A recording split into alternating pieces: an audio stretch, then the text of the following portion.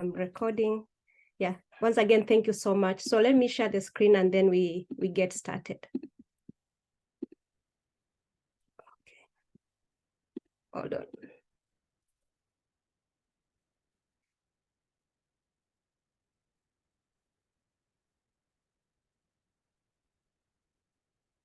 Yeah, thank you so much.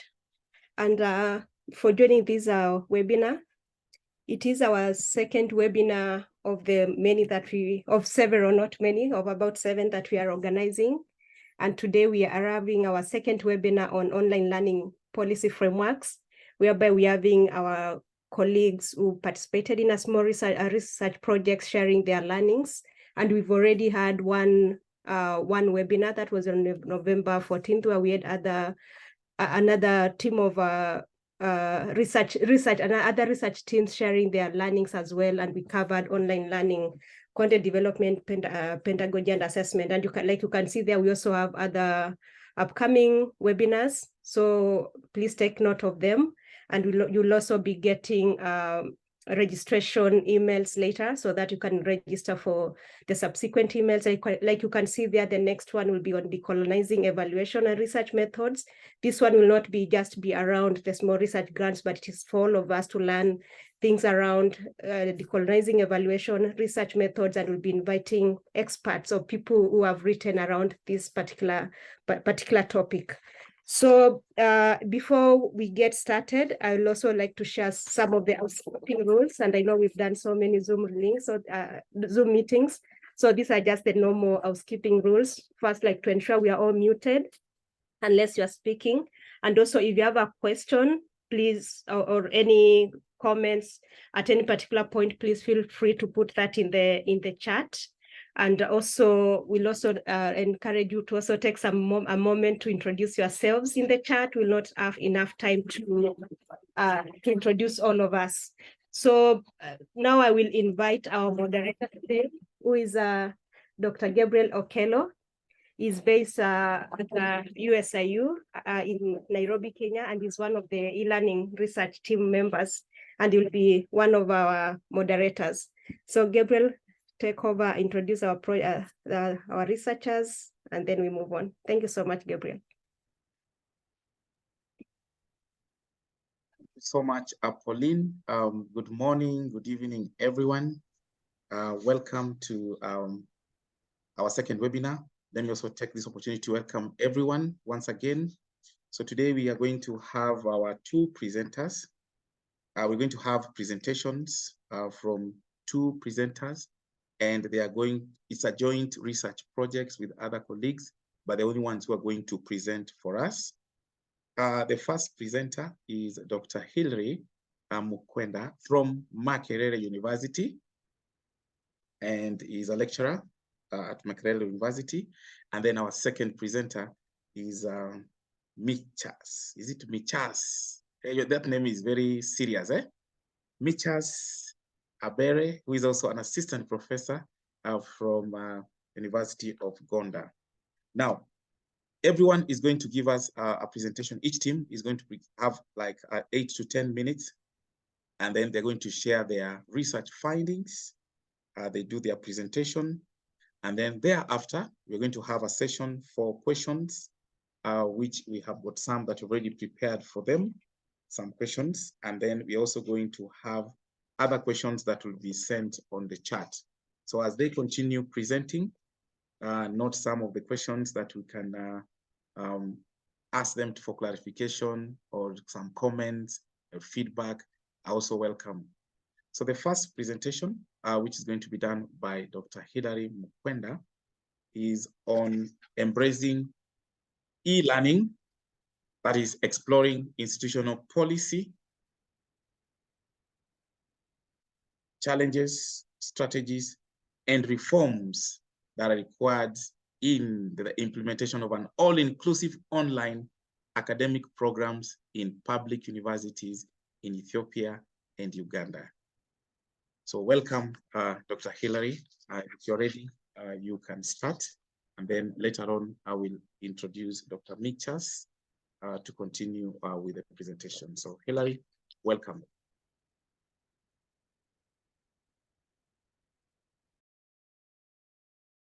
You are on mute.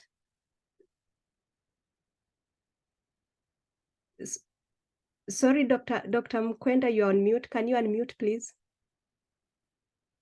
You are muted. Unmute your Zoom. Thank you.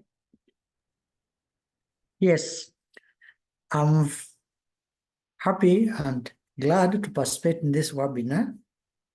And I'm very thankful to the Mastercard Foundation and Arizona State University for offering us an opportunity to do this kind of research.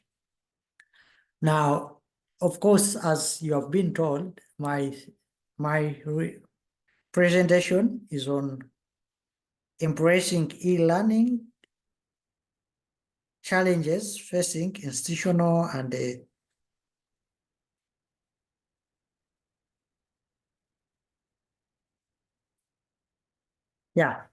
embracing e-learning, exploring institutional challenges, strategies, and reforms required in the implementation of an all-inclusive online academic programs in public universities in Ethiopia and in Uganda. Of course, after the input of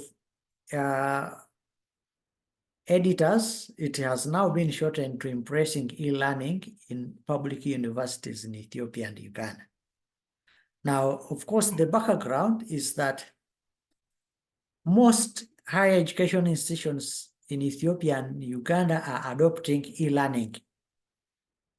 And because of that, they are meeting a lot of challenges, some of them institutional, some of them academic, some of them policy-oriented. So now this study is one of the few and yet unique comprehensive studies ever conducted on institutional challenges, strategies, and reforms required to embrace an all-inclusive academic programs. And of course, our specific objectives were to explore institutional challenges facing public universities in Ethiopia and in Uganda in the implementation of online academic programs, and then exploring e-learning policy strategies used in public universities in Ethiopia and Uganda in the implementation of online academic programs. And then the third one was exploring the policy reforms required to embrace an all-inclusive online academic programs in public universities in Uganda. Now, of course, methodically, we had to be methodic. So we used or are guided by explanatory sequential mixed method design, which helped us to underpin all other method issues.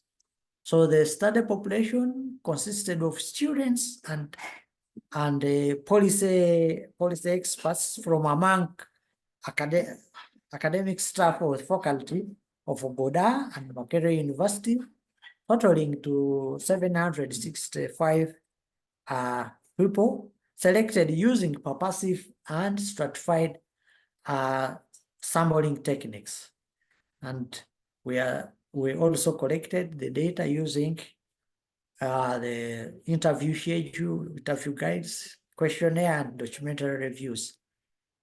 Now, analysis of data, when it came to qualitative data, we used discourse and content methods, while quantitative data were analyzed using descriptive statistics and differential coefficients to establish critical predictors of successful implementation of all inclusive online academic programs among institutional policy challenges and e-learning strategies used at Godal and Makerere University. Of course, when it came to ethical issues, we had to seek permission, and first of all, permission permits were obtained from Godal and Makerere University prior to data collection. Consent were sought from the study participants, and information on participants were kept confidential, just as any other research.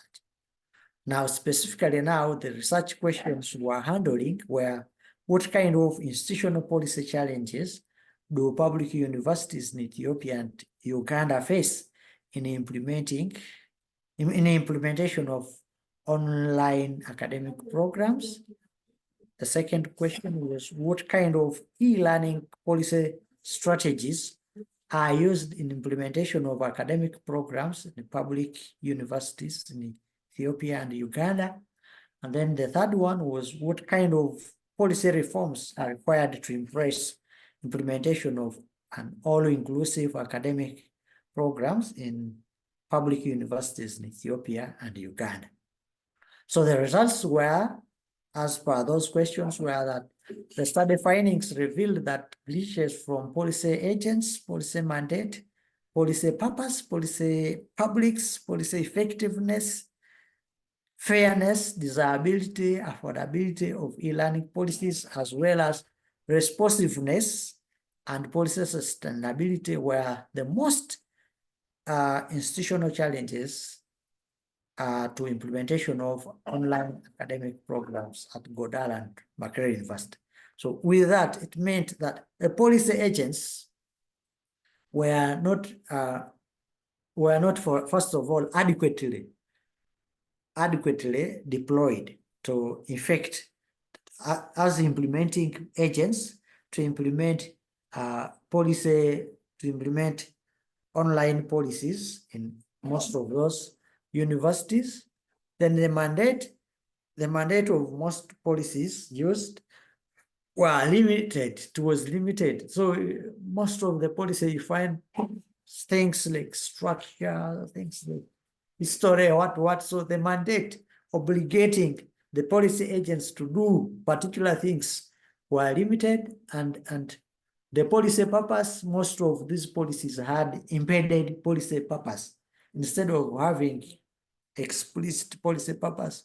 So you find they are saying you do this in order to do this, in order to do this. So the publics did not even know that policies, online policies do exist.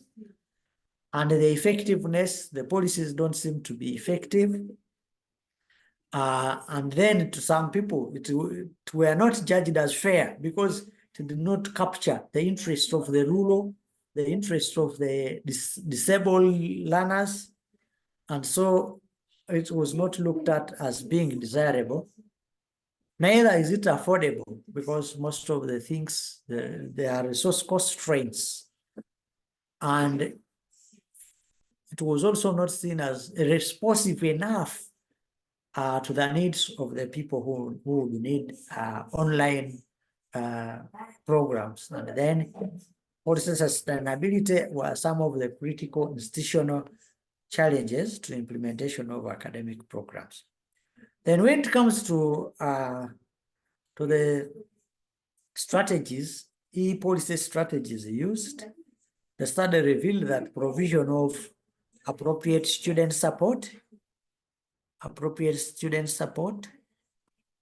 setting of realistic assignments, emphasizing staff direction, having effective attendance policy, sharing of learning or information materials as a policy strategy, professional development, technological and maintenance of effective communication with students, and maintaining of social presence were the key e-learning policy strategies being used to used in implementation of online programs at Makerere and Godal. And then the third study further revealed that widening access to online programs, mobilization of adequate financial resources, engaging in nationwide policy reforms, organizational restructuring, employment of adequate staff, reforming curriculum, and entrenching online courses in the university system are also key policy reforms required to embrace implementation of all inclusive online academic programs at Kodal and Makerere University. So given the above, it was concluded that there were quite a number of institutional challenges as well as e-learning strategies and policy reforms that needed to be worked on for successful implementation to successfully implement online academic programs. And then the recommendations made. Now, according to the policy challenges, there is need to overhaul both the national and institutional policies and replace them with more programmatic policies focusing on the critical success factors, social and structural engineering, and on affordability of both soft and hardware. So those are some of the things which were impeding the implementation. And then when it comes to e-learning policy strategies, we're also saying that e-learning policy strategy should provide for visionary leadership that is supportive of e-learning, restructuring systems and process skilling and competence building, as well as policy sustainability strategies. And in particular, we're saying Godal and Makerere University should strengthen policy interventions that would ensure provision of uninterrupted access to online course materials for students and also for the model of delivering e-learning should also be flexible enough to allow a variety of ways in which students and their lecturers or faculty interact with one another.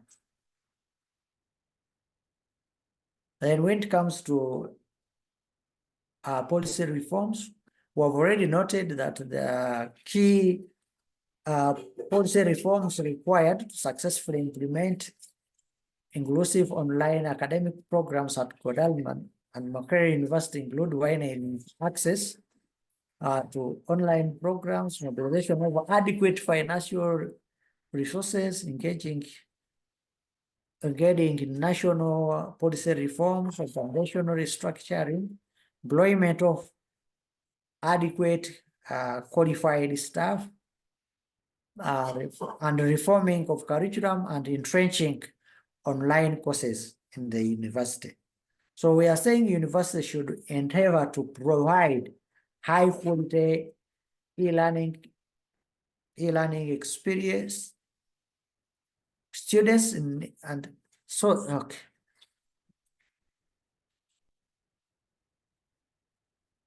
So we are saying university should endeavor to provide high quality e-learning experiences for every student in need of pursuing e-learning programs, and we are saying provision of high quality virtual delivery methods should include offering of free internet services for all students, regardless of income, family background, gender, or creed. And in particular, we are saying the universities of Kodal and Makerere University should engage in policy interventions that minimize discrimination against the poor, the rural, women, youth, and people with disabilities.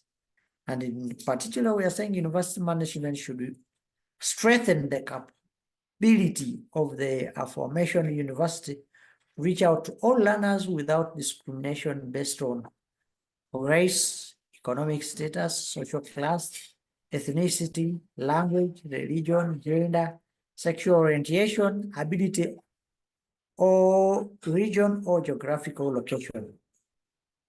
And then there were, of course, areas for further studies. We noticed some weakness that the results of the relied on results accruing mainly from perceptions of study participants, and data collection methods relied largely on structured survey questionnaire, document reviews, and on key informant interviews with the locals within Ethiopia and Uganda. So we are saying another systematic study is required for benchmarking with US and with South Korea, being scenarios with the best practices on online learning. We are also saying that there is a need for study on online learning and professional development for faculty in public universities. And thank you for listening to me. Thank you very much, Dr. Hilary, for the wonderful presentation. Slightly taken more than 10 minutes. It is still okay. So we'd like to welcome Dr. Michas to give us a presentation on, it's a joint research finding on implementing e-learning in low-resourced university settings, a policy and institutional perspectives at the University of Uganda and University of Rwanda. Dr. Michas, welcome.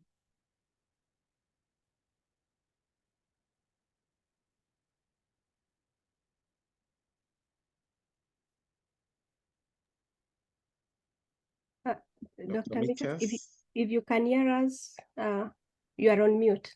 Can you unmute? Yeah. Yeah, Pauline, I dropped off for a second. Was I introduced? Yes.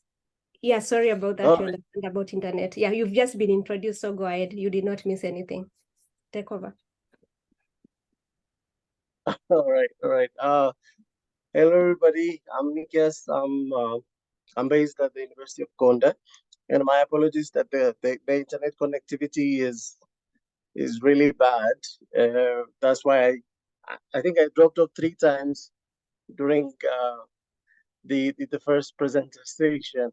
So I couldn't put on the video. It's because of the connectivity issues, and I hope you can hear me. This is a joint research project that I and a few colleagues of mine from the University of Uganda collaborated with three fellow fellow Africans from the University of Rwanda, and we wanted to see through this joint venture how institutions, in terms of policy or other framework, to what extent they are ready to implement e-learning. And the the why is like the reason for this study is outlined in the next slide, which is, as you well know, that just like every other institution throughout the world, that African institutions, especially educational institutions, have been affected significantly due to the COVID pandemic. We could not continue the face-to-face instruction, the conventional and in a way the mainstream way of delivering instruction, delivering training in higher education institutions on the continent. COVID did not allow us to do that. Due to the several restrictions, most universities, especially in Ethiopia, they sent, they used to be, and still are, of course, they provide residential educational platforms whereby students come on campus and carry out their studies, but they couldn't do that during the COVID, and they were sent home. But because of the weak institutional structure and poor preparation, our institutions could not smoothly transition to the online platforms that could have enabled them to sustain the teaching and learning system. So there was a lot of distraction that affected the continuation of learning, the quality of any attempt to continue that the teaching and learning process.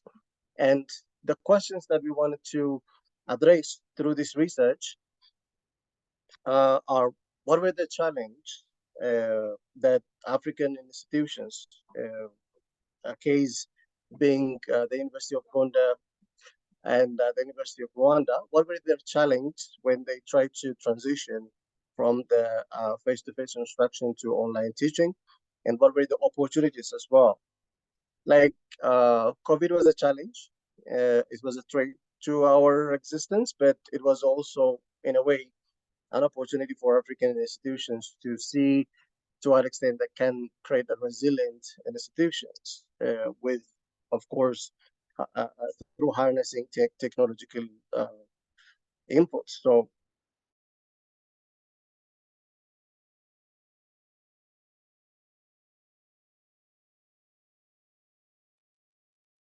I think a connectivity problem.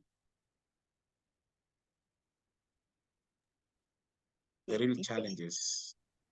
Yes, we we have that connectivity problem, and I think I don't know where the interruption happened, but I was talking about the challenge and the opportunities that we wanted to address through this research. And the University of Uganda had still have a focus on inclusion. So we wanted to see also what were those challenges that students and faculty with disabilities faced, and what could be the e-learning digital solutions for that.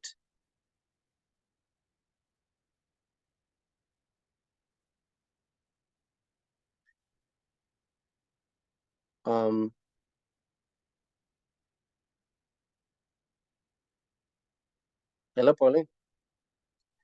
yes, we can hear you. Go ahead. All right. The third question is, there was a lot of talk about institutional commitment, but the question is, to what practical measures did African educational leaders were committed to the e-learning agenda? And the fourth question that we want to answer: what were the best practices and the policy frameworks for e-learning? And finally, of course, this was an action-driven research, and we wanted to learn from each other and adopt models that work in either of these two institutions. So with that, we employed a qualitative, comparative, exploratory study, and we wanted to understand what people, like key people, like faculty, students, managers, and the educational leaders, especially in Ethiopia and Rwanda, think about and work towards in terms of promoting e-learning in their higher educational institutions. So it was a qualitative study, and it involved reviewing documents, especially policy instruments, key informant interviews with key personnel in the different institutions, including the Ministry of Education in Ethiopia, and FGD with students and teachers. There were a lot of findings, one being on challenge, another being on opportunities.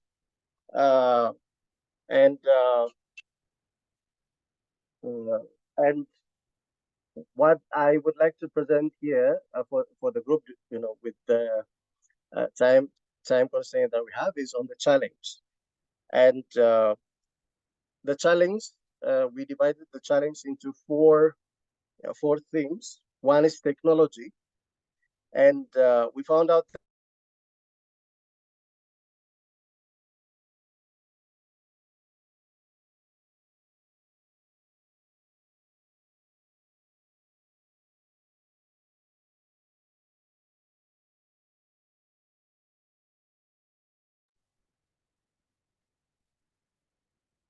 Dr. Mitchell, I think we are missing you. I don't know if you can hear us.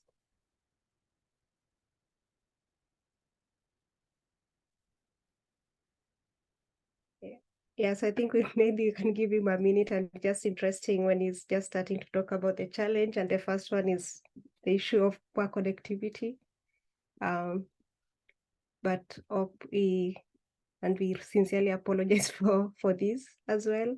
It's beyond our control. Yeah. Yeah, just maybe a minute. You just have 2 slides. So we have this on the next slide. Yeah, then if in case he doesn't join, we have a couple questions that Dr. eLearning can start responding. And also if you have a question in the chat, please put it in the chat, and maybe later we can also open it up. So we, if somebody has a question, you can just unmute and respond. I'm just checking.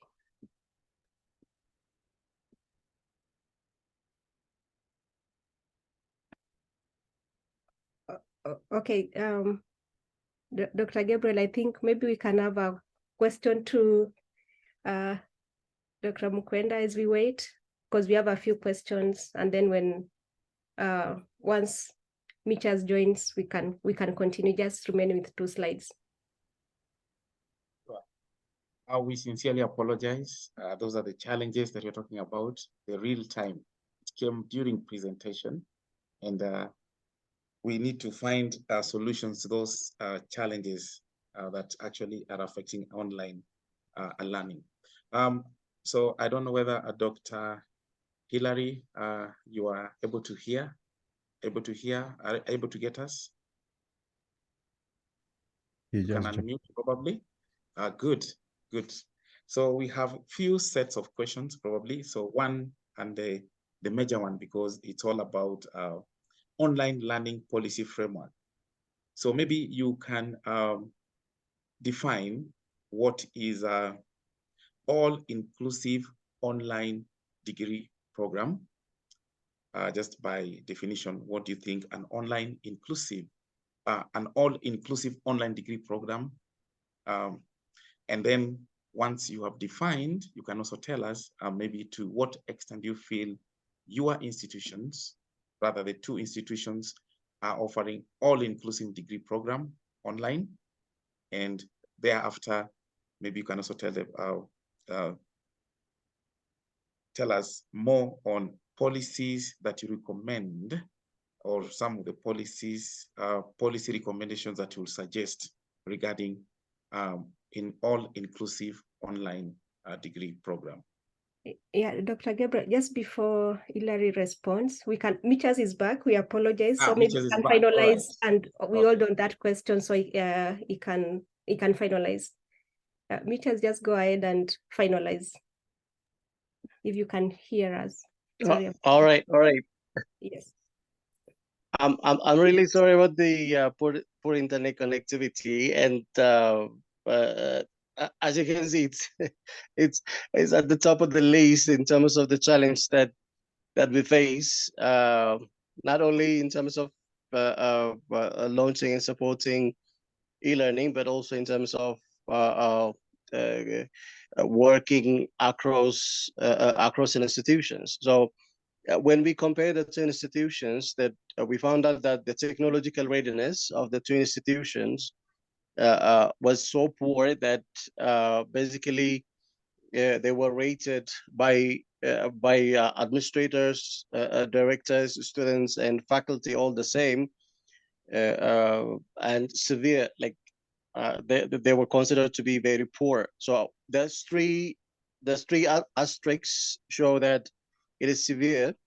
The 2 means medium and 1 means low. And in a way, both countries have a poor technological readiness, and it is a challenge that institutions and educational leaders in those countries must address to have a possibly well-functioning e-learning platform. In terms of leadership and policy, there is a little bit of variation between the 2 institutions, but as you can see that there are still similarities in terms of the severity of these problems. If we go one by one, that there is, in both institutions, there is consideration or evaluation of the e-learning policy or strategy environment to be very poor. And in Gondar, for example, there is the ICT policy, and within that, there are only 2 pages that refer to e-learning, and that's all there is. And they were not descriptive or informative about how to deliver e-learning or to administer and manage it. Same goes for Rwanda. There is also a lack of leadership and an institutional commitment, more in University of Gondar than in University of Rwanda. And all these reports are based on the reports from students and teachers and administrators. ICT technical support is also a problem. Funding and budgeting for e-learning. There is a lot of talk and commitment among the leadership, but in terms of positive, measurable, and concrete steps forward, there is a lot remaining in both institutions, and one of these is in terms of funding and budgeting for e-learning. Coordination and monitoring is also weak, and students with disabilities, they reported that whatever attempts have been made in terms of promoting inclusivity, inclusive online education, they have been very weak. Next slide, please, Polly.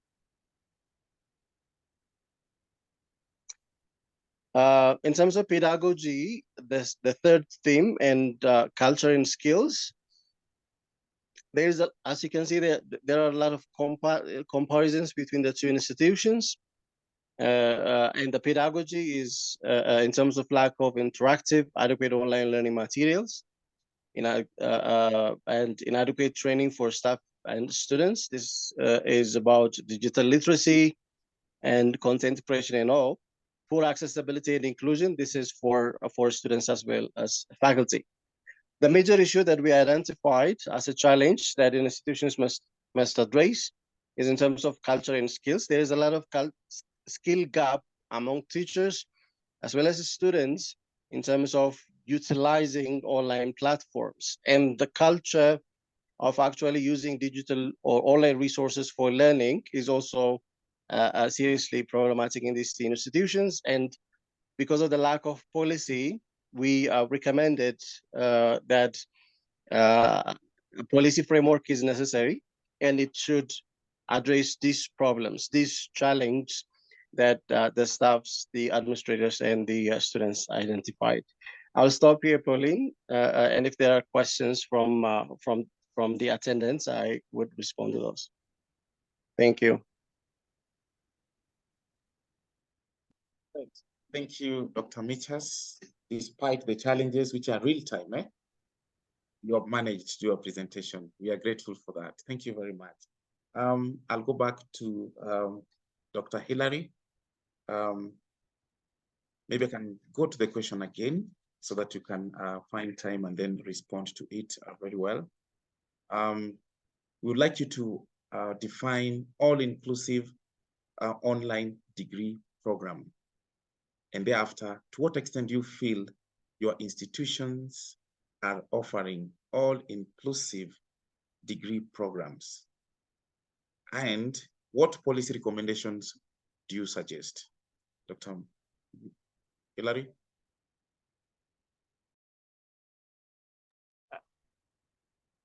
You are muted, Dr. Mukwenda.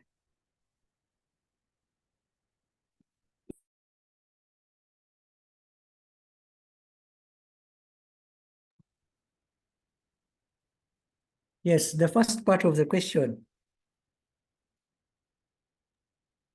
Hello? Sorry, the first part. Yes. Dr. Hilary, can you hear me? Yes. Yes. Great.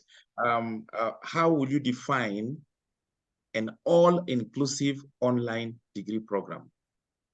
Okay. Yeah, now, an all-inclusive online academic program refers to programs offered to all without discrimination, regardless of gender, religion, disability, or physical location. So you are providing it to all, because there are others. If you are rural-based, then the program is urban-based, then you are left out. But an all-inclusive will address all that, regardless of whether you are rural or urban, regardless of whether you are able or disabled. So it is degree programs offered online to all, regardless of their ability, regardless of disability, religion, gender, region, or physical location. And of course, policy recommendations is that there needs, for example, to be an environment. So therefore, there needs to be comprehensive national policies about provision of an all inclusive academic programs, because without which institutions will fail. So comprehensive national policies in which institutional policies will be nested. So we also need well-focused institutional policies, so that whoever is providing online academic programs is also guided properly by the institutional policies. And also there are personal policies. The people should have the right attitude and make personal policies that are going to help them to embrace an all inclusive online policies. So now that given, the comprehensive national policy will give policy interventions, because if there is a shortage, affordability problem, then the nation can come in, because in most cases, e-resources are very expensive, so they require a huge of money to be embraced. So that's what I can briefly recommend. Thank you, Dr. Mukwenda. Just a follow-up question on the same is your findings were more of policy related, and you know that there are some policy related challenges, for example, affordability, sustainability, and these are some of the findings that you identified, those that are actually preventing the successful implementation of online programs. What should institutions do to address some of these problems? Yeah, institutions or nation? What should institutions do? Exactly, to address some of those policy-related challenges. Now, as you know, institutions are not operating in isolation. There's an entire nation, there's an entire state. So the institutional policy need to be well aligned, so that the provision of adequate resources can flow very well. So the institution actually need to well align the policies within the national policies. And that's why the national policy on online programs, open learning, these programs should be clear, without which the institutions will be laboring in vain. So alignment of the institutional policies with the national policies is very critical in having the affordability of the policy and sustainability of the policy, without which institutions will be laboring in vain to implement a well-designed policy on online inclusive programs. Thank you. Thank you, Dr. Mukwenda. Lastly, the findings, one of the findings or some of the findings from your study was that most of the participants were not aware of online learning policies at the institutions. What do you think should be done to promote the awareness? Yeah, you know, there are good policies we make in institutions and we shelve them. And most of the academics, most of the staff don't know about them. So surely most of the respondents were not aware of the policy existing. So the institution needs to share, just as you have a shared vision, needs to share the policies that have been made through media. They really need, even sensitize the staff about the newly made policies. You know, it is not enough for council or a governing body to make up policies to govern an institution, and then a document is just made and it is just shelved. So there is a need for awareness creation so that people know the real policies they are using to run certain activities. So the sensitization and awareness activities should really be beefed up by institutions so that people know that really these policies are in place and they need to be embraced. Otherwise, I discovered many staff don't know even existing policies within their institutions. Thank you. Thank you, Dr. Mukwenda. Let me go to Dr. Michas, and then I'll come back to you in a few minutes so that you can also talk about some of the challenges that he experienced. So let me turn to Dr. Michas now for a minute. So Dr. Michas, are you able to hear me? Yes, I am. Great. Now, one of the key challenges that you have identified, and even the one that you have experienced during your presentation, is unstable or lack of internet connectivity. There are others, for example, such as inadequate ICT infrastructure, personnel, and maybe affordability of those devices, such as laptop or mobile devices. So what policy strategies can the university leadership put in place to ensure the success of online learning, given the limited financial resources? Dr. Michas.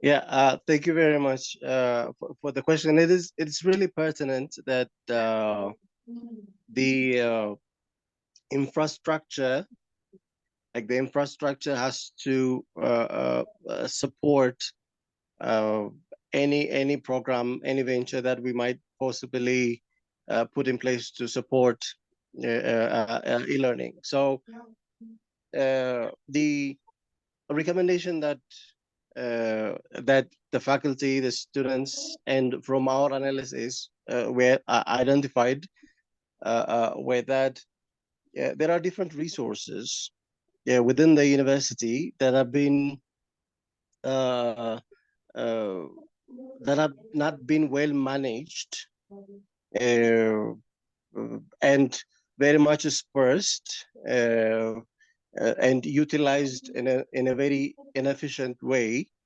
to the extent that the ICT system does not function well to support the system, communication or any kind of e-learning or online learning. So what we recommended was for the university to have a strong policy that prioritizes e-learning. Of course, in the 10 years strategic plan of the university, there is a mention of e-learning to make the university e-university. But when you come down to the actual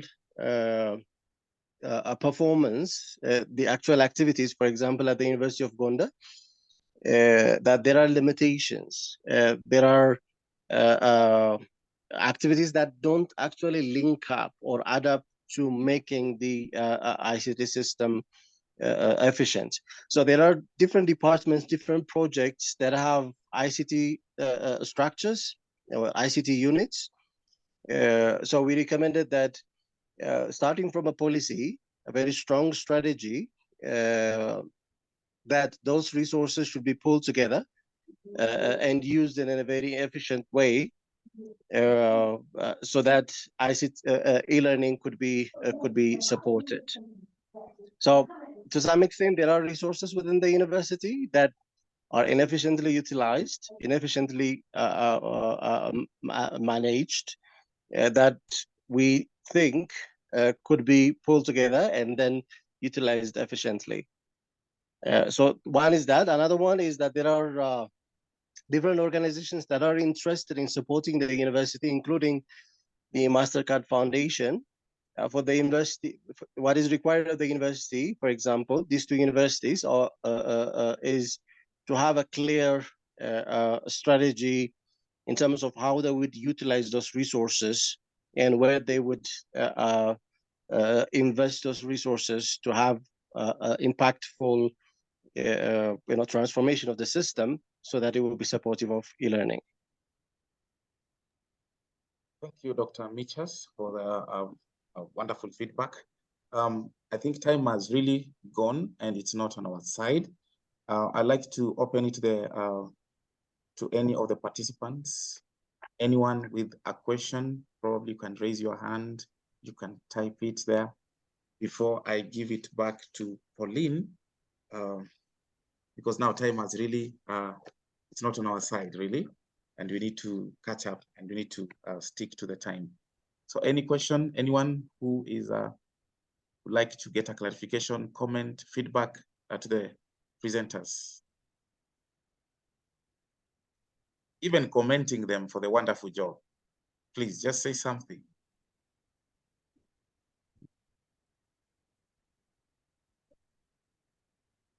So there's one here for you. I would like to ask about legal restrictions at the level of the state. Are fully online programs accredited and accepted? To the panelists, Dr. Michas and Dr. Hilary, if you can respond to them. In Ethiopia, there are restrictions. So the Ministry of Education actually controls all online education and what programs could be offered online. So there are restrictions. So you can't just run online programs without accreditation from the Ministry of Education. So there is restriction. Thank you. Dr. Hilary, any addition? Yes, for example, the national framework within which these programs are run. In Uganda, for example, you have the National Council of Higher Education with a whole policy in which if you, as an institution, you are to make one or to run a program, you have to comply with that. Even when you are making policy, your policy has to be nested or aligned with the National Council of Higher Education. So you do not just implement anything anyhow. It has to be within the line. Thank you. Thank you very much for responding to our attendees. Any other? I think there's a comment there. Well done, presenters. Online policies are the backbone of our online learning. Our institution have to do good policies to disseminate the same within the institution. It has been two great presentations. Thank you, thank you, thank you, good people. So lastly, maybe in a minute before I take it to Pauline, Dr. Hilary and Dr. Michas, what did you learn from each other as you explored online learning policy similarities and the differences between those institutions? Maybe you can respond in a few minutes. You can start with Dr. Hilary. Okay, thank you. Now, the learning points were there. Now, Makerere University has gone a long journey in implementing open distance learning, e-learning. From as far back as 1991, they have been running some programs. Now, the University of Goda has not. Actually, it has no written policy in place on online programs. So that's why you'll even find in the article, you find that on question 1, challenges, they have something, but on strategies, they are not captured because they don't have a running policy, written policy. They are running their activities on just, I can say on just unwritten policies. So the learning points now become fewer and fewer. Thank you. Thank you, Dr. Michas. 1 minute. Yeah. It felt like while doing the research and then going through the findings and discussing how to present our findings that we realize that we are on the same boat, but on the on different sides of the boat. They have a working system and a very hands-on institutional practice regarding e-learning and distance education. They actually have a policy on distance education. And just like Dr. mentioned, for Uganda, we have an ICT policy, and within that we had 2 pages related to e-learning, and it's nothing in terms of how we run e-learning and all. So there is a lot that we can learn from each other in terms of practices and policies, even if that the systems and the institutional practices seem more or less the same. That's what we realized. That's what I at least realized. Thank you, Dr. Michas. Thank you very much. Great presenters, great listeners. I will take it back to Pauline so that we can wind up in the next 1 or 2 minutes. Thank you. Yeah, thank you so much to our presenters, Dr. Michas, Dr. Hilary. We really appreciate you for the great work. And thank you so much to our moderator, Dr. Gabriel Okello, for leading us through. So we would like your feedback, and our colleague Prince has put the link in the chat. What went well, you rate, what went well, your recommendations, on how we can make the subsequent webinars better. And like you can see here, we have like 5 more webinars in this series, but this one will be done in next year. We have the first one will be in January. We are doing something general, not around the small research grants, just to learn as we do evaluation, as we do research, the aspects of decolonizing evaluation and research. And we've invited other quote-unquote experts in this field who have written a lot on decolonizing evaluation and research. So bookmark it. It will be on January 31st. It will be a Wednesday. We'll change that. So please plan to attend that. Then we'll have the subsequent ones. We have the one around the global monitoring report. Then we'll go back in March, April, back to the small research grants. And then we'll finalize with inviting the youth to just share their experiences, or students to share their experiences around online learning. And then we have the contact information for Hilary, for Michas and their colleagues. Jean-Claude are also up there, so please feel free to connect with them. And also we have the email for the e-learning initiative. If you'd have any question, any follow-up, please also reach out to us and we'll be happy to connect. And also to mention, we are publishing all these research projects as working papers. So we hope to have our first batch this December. We'll be sure to share widely once those ones are up, and we really recommend our researchers for doing all the hard work for all of us. So we really appreciate. But if anybody has a final question, I know we're already top of the hour, out of time. Please, if something came up, you can feel free to unmute and ask. If there's anything to ask to our presenters. So I think we are done. We really appreciate you for joining us early morning, late in the evening, in different places. We really appreciate your commitment. We are here. If anybody has a question, kindly fill in the Google form. We'll appreciate your feedback and take note of the subsequent webinars. But that one will be on January 31st. We'll be getting a request to join, to register, hopefully soon or early in the year.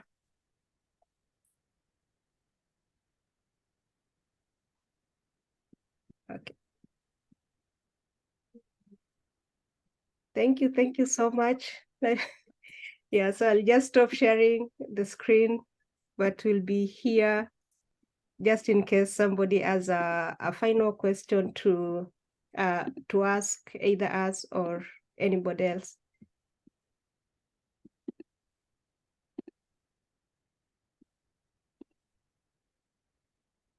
Thank you so much. And also we have recorded, so I know if anybody needs the recording, please send us an email to the eLearning research email.